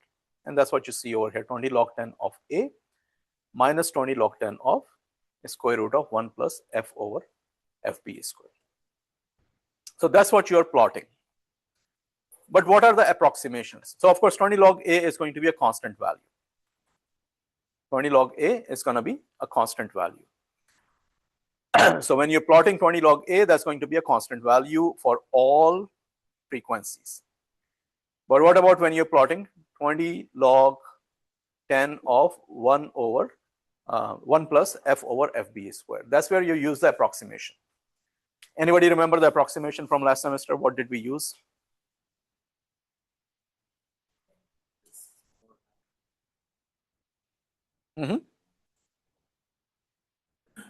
Okay, good. So last semester, if you took control system last semester, there's a whole chapter where we discuss Bode plot. Of course, we're not discussing the whole chapter. We're just discussing a very basic thing. The approximation that we use is we divide the frequency range into two parts, up to the value of FB and beyond the value of FB. So if your x-axis is the frequency, this is your x-axis and this is your frequency, and let's say FB is here. So you divide from 0 to FB or from 0.1, whatever. In the logarithmic scale, 0, don't put 0 because log of 0 does not exist. Start with 0.1 or whatever, a small value. So 0.1 to FB is your one range and above FB. So the approximation that we use is if it is up to FB or if F is less than FB. We assume that frequency is quite smaller than FB and we ignore the fraction F over FB. So as long as F is less than FB, we assume that this part is quite small as compared to 1 and we ignore this part. So what is left is negative 20 log 10 of the square root of 1, which is 1. So 20 log 10 of 1 is 0, which means that up to FB, when I'm plotting this, I'm just going to plot 0. The value is going to be 0. That's approximation again. We are discussing approximation because Bode plot are approximate plot. And then we say that when the values of F, they increase beyond FB, 10 FB, 100 FB, 1000 FB, then we ignore this factor 1 over here. And it's going to be negative 20 log 10 of square root of F over FB square. Of course, square root and square are going to cancel each other. So you will be left with negative 20 log 10 of F over FB. All the values that are plotted which are greater than FB, your equation is going to be negative 20 log of F over FB.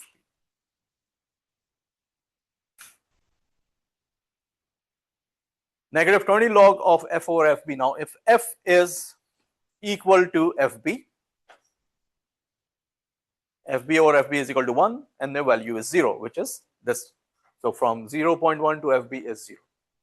Now, if F is 10 times FB, let's say FB is 5 and F you are evaluating at 50, 10 times FB, then what's going to happen? If F is 10 times FB, then you're going to have negative 20 log of 10 FB over FB. So 10 FB and FB are cancelled and you're going to be left with 10. Negative 20 log of 10. What is log of 10? 1. 10 to the power 1 is 10. So you're going to have negative 20. That means,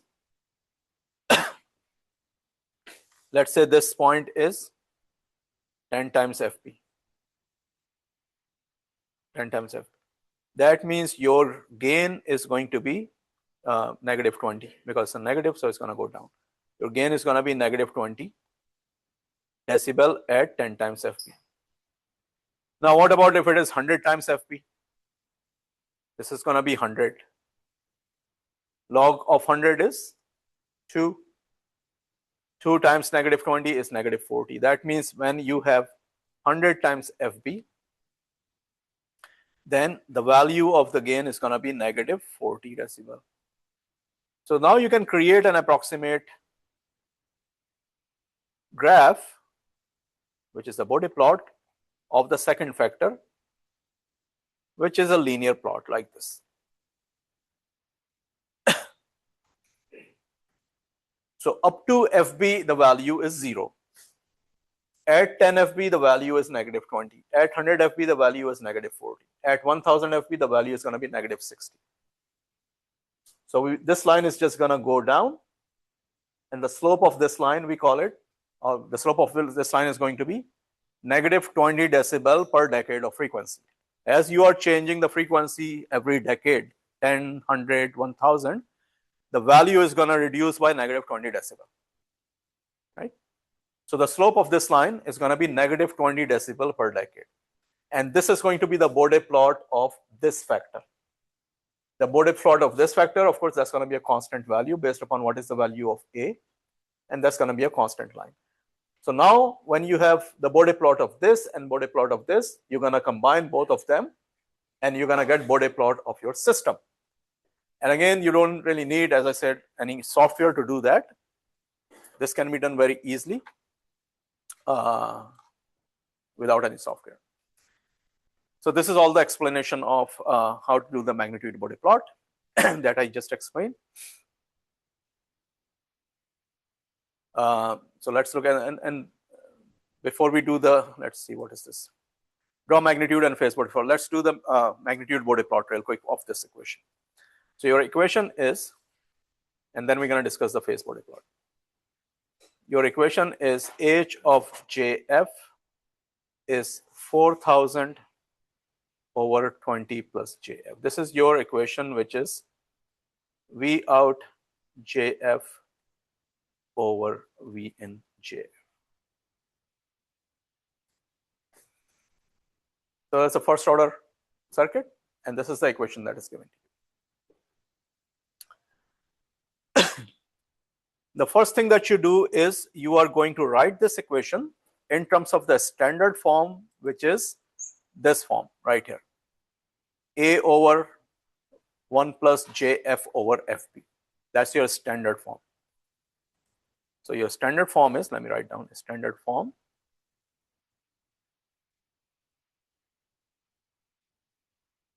A over 1 plus JF over FB. That's your standard form that you have to reduce this equation into.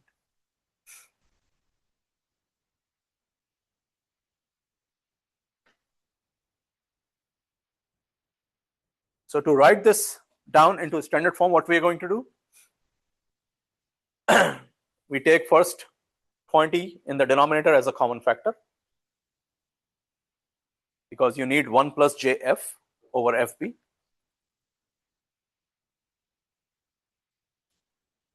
So you have 4000 over 20, 1 plus JF over 20.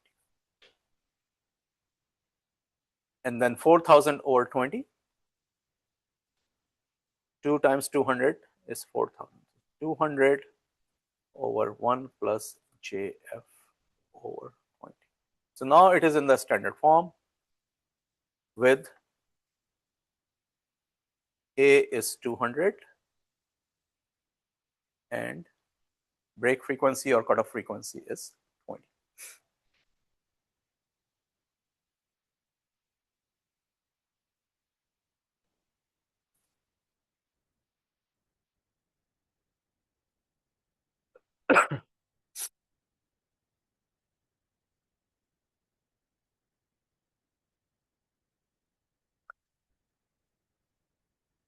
And now you can do the magnitude response equation of this, which is 20 log 10, not 20 log 10, sorry.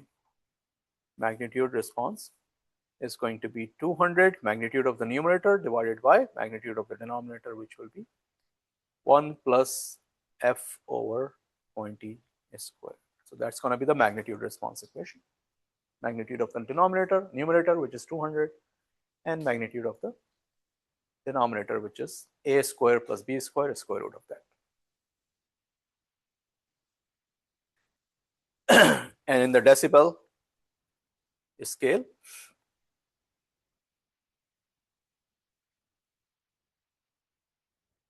we have 20 log to the base 10 of 200 over 1 plus F over 20.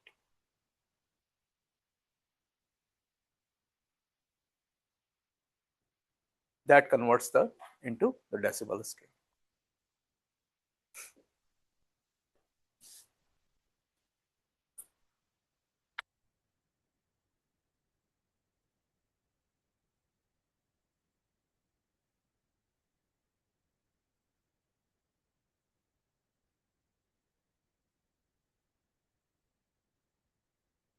So h of jf, magnitude in decibel, is going to be what? 20 log 10 of 200 minus 20 log 10 of the denominator.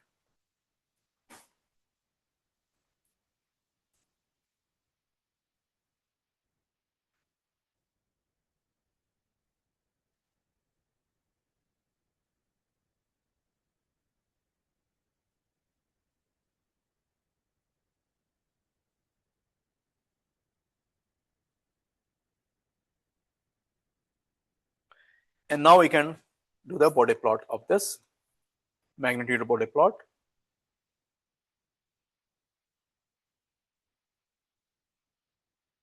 This is f and this is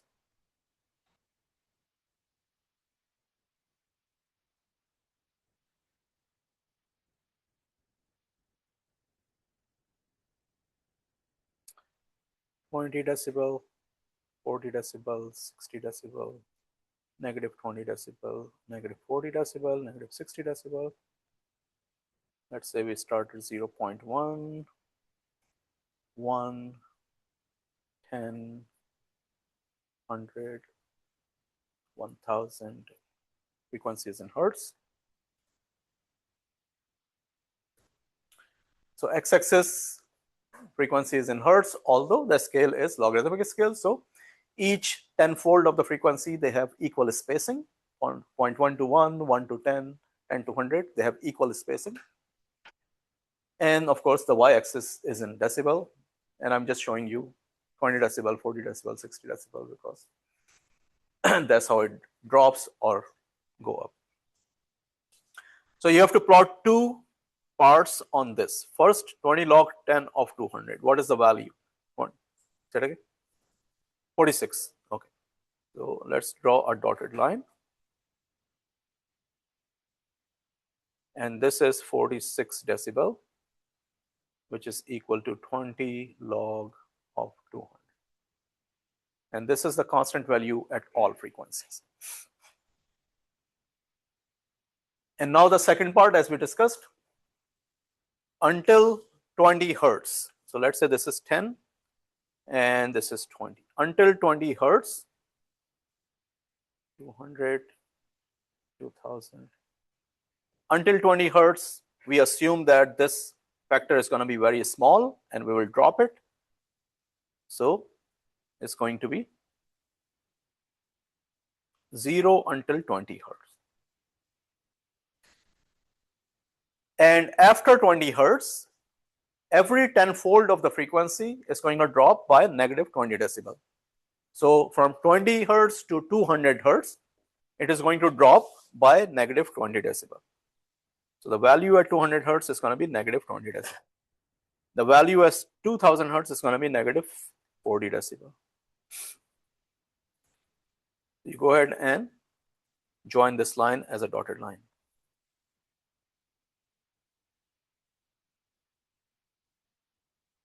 And then you put that this line has a slope of -20 decibel per decade of frequency. And now you can combine both of these lines to have the Bode plot of the whole system. This is the Bode plot of individual factors. That's why I drew those with the dotted line. But when you add both of them, that's going to be your final Bode plot. So you're going to add 46. So it's going to be 46 plus 0 until 20, which means it's going to be 46 until 20.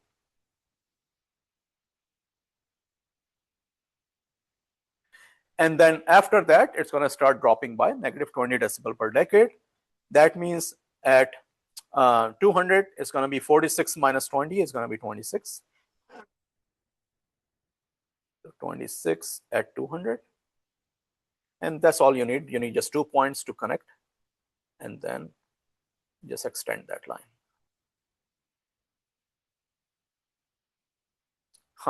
My slope is different from this line and this line. It's going to be the same slope though. So let me just fix it.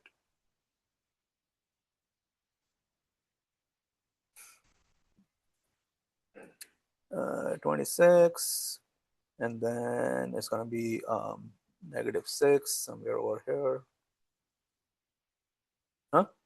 26 minus, oh, 6 only, yeah. No. So 6 somewhere over here. Let's see if it is the same slope as the other line. Hopefully it will.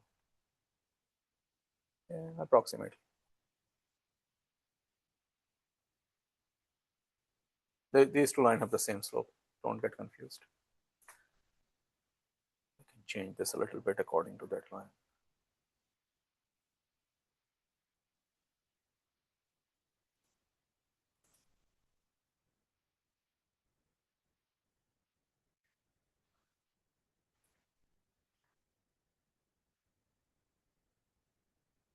Only decibel per decade. And then this is also negative 20 decibel. Again, it's a freehand, so freehand drawing, so it's not as accurate, but you get the idea. So this red solid line is going to be your Bode plot of the system that shows that until 20 decibel approximately, your gain is constant 46 decibel, and then it's going to start dropping at the rate of negative 20 decibel per decade. Now again, remember, this is approximation. If you plot the actual plot, the values are going to be different because actual plot is going to curve even before it will hit the cutoff frequency. This is your cutoff frequency FB. But remember, at the cutoff frequency, your gain already is dropped down to 70.7% of the peak value.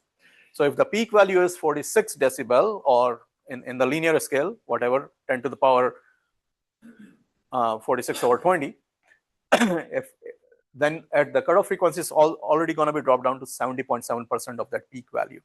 But since this is an approximate plot, we are showing that it's constant all the way up to the cutoff frequency, and then it's going to start going down.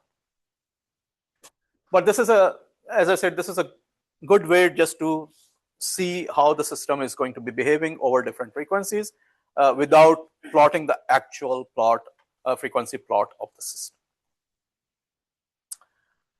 One thing that is left, let me do it quickly, and then we're going to be done for today. Let me insert one more slide.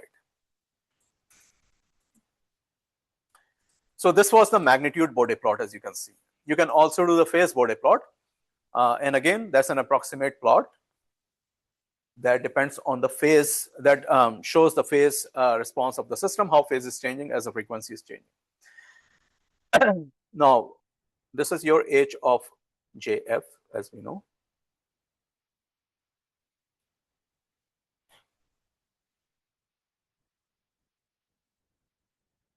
Now, the phase response of H of JF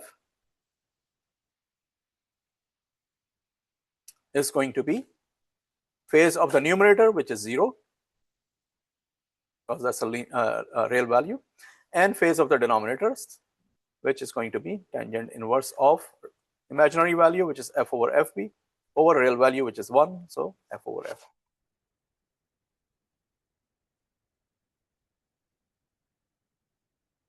So when you're doing the phase response, again, you divide the scale into two parts, as you can read that as well. You divide the scale into two parts, x-axis. One part is if your frequencies are up to 1/10 of FB. You go 1/10 of FB instead of FB. You go 1/10 of FB. If F is up to 1/10 of FB, then you assume that this is very small. The fraction is very small. It's approximately 0. And tangent inverse of 0 is 0. So up to 1/10 of FB, your phase is 0. When your frequency go more than 10 times FB, you assume that that's a very large number. 10 times FB over FB. You assume that that's a very large number, and we approximate that as being as infinity. What is the tangent inverse of a very large number? What phase you're going to get when you take the tangent inverse of a very large number? 90 degrees. You're going to get 90 degrees as you're calculating the tangent, as you're going towards 90 degree, from 0 to 90 degree, your number is getting bigger and bigger. Because remember, tangent is what? Sine over cosine. Sine is 1 at 90, cosine is 0 at 90. So of course that does not exist. Tangent of 90 does not exist. But as you're getting close to that, your sine value is getting close to 1 and your cosine value getting close to 0. So when you take the ratio, that's going to be a very large number. So When f is equal to 10 times fb or higher, we assume this number to be very large, and we assume that the phase is equal to 90 degree, and this is a negative sign, so negative 90 degree. So up to 1/10 of fb, the phase is 0. After at 10 times fb or more than 10 times fb, the phase is negative 90 degree. And when f is equal to fb, that is fb over fb, which is 1, tangent inverse of 1 is 45 degrees. Yeah, cosine of 45 and sine of 45 is the same value, right? So tangent inverse of 1 is 45 degrees. So at f is equal to fb is going to be negative 45 degree. The negative sign is outside, of course, so negative 45 degrees. So that's how the phase response is going to be plotted approximately. So if I want to plot the phase response of our equation, which is right here, 200 over 1 plus jf over 20.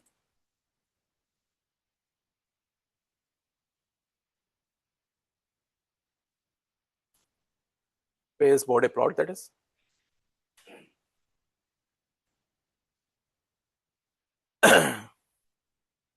So your phase of h of jf is negative tangent inverse of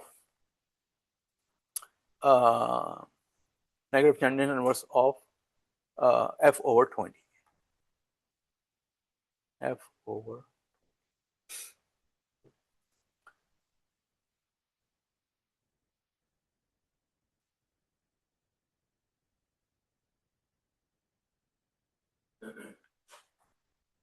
this is your Bode plot, h of jf.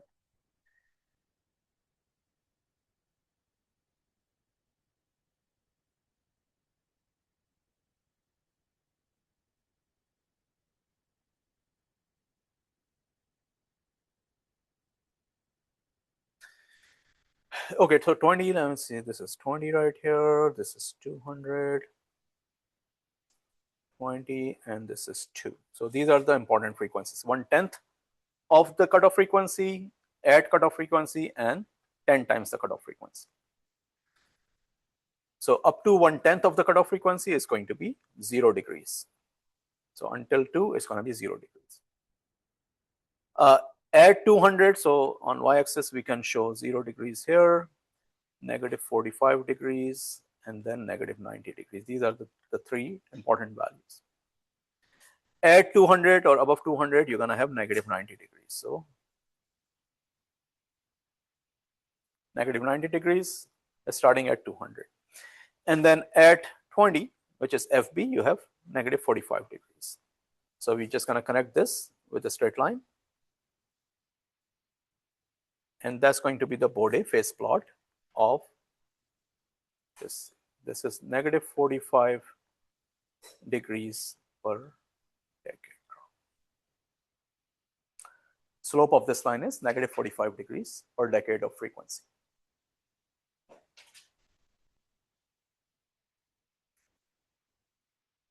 So this is a discussion of, and this is basically most of the circuit that we are discussing, filters and stuff, even they are active. We're going to restrict our discussion to the first order active filters. And that's why the frequency plot is going to look like this for all of those filters. And that's what we discussed over here, as how the frequency changes are going to affect the response of a first order circuit.